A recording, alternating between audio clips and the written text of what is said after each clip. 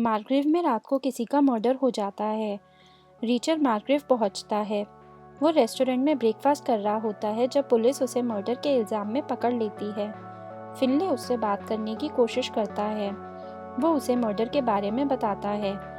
Richer कुछ जवाब नहीं देता। वो कहता है कि उसने किसी को नहीं मारा। रॉस्को बताती है कि रीचर के इंटरनेट पर कोई प्रोफाइल नहीं है।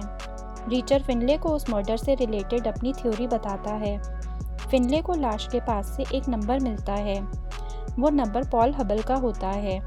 फिनले और रॉस्को उससे बात करने चाहते हैं। फिनले हबल से मर्डर के बारे में पूछता है। हबल अपने घर के बाहर खड़ी कार को देखकर घबरा जाता है और मर्डर का इल्ज़ाम खुद पर ले लेता है। फिनले मर्डर की गलत डिटेल्स बताता है जिस पर हबल एग्री करता है। वो समझ जाता है कि हबल कुछ छुपा रहा है। फिनले रीचर को हबल के बारे में बताता है।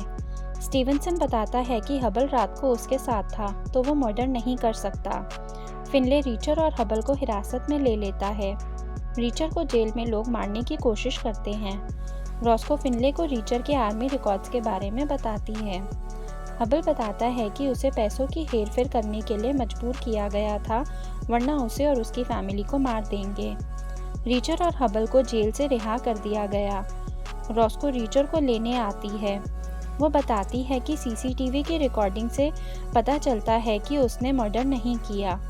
रीचर बताता है कि कोई उसे मारने की कोशिश कर रहा है। उसे क्लाइनर फाउंडेशन के बारे में पता चलता है। केजे रीचर को धमकी देता है। रॉस्को बताती है कि एक और मर्डर हो गया है। रीचर मार्ग्रेव से जाना चाहता है पर फिनले उसे मना कर देता है। वो उसे मॉक चलने के लिए कहता है। जैस्पर बॉडीज पर अपनी रिपोर्ट बताता है। रीचर उसके लैपटॉप पर हाथ की फ़ोटो देखता है। बॉडी देखने के बाद वो समझ जाता है कि ये उसके भाई जो की बॉडी है। फिनले रीचर से मार्ग्रेव आने का रीज़न पूछता है। वो बताता है कि वो सिंगर ब्लाइंड ब्लेक के बारे में पता करने आया है।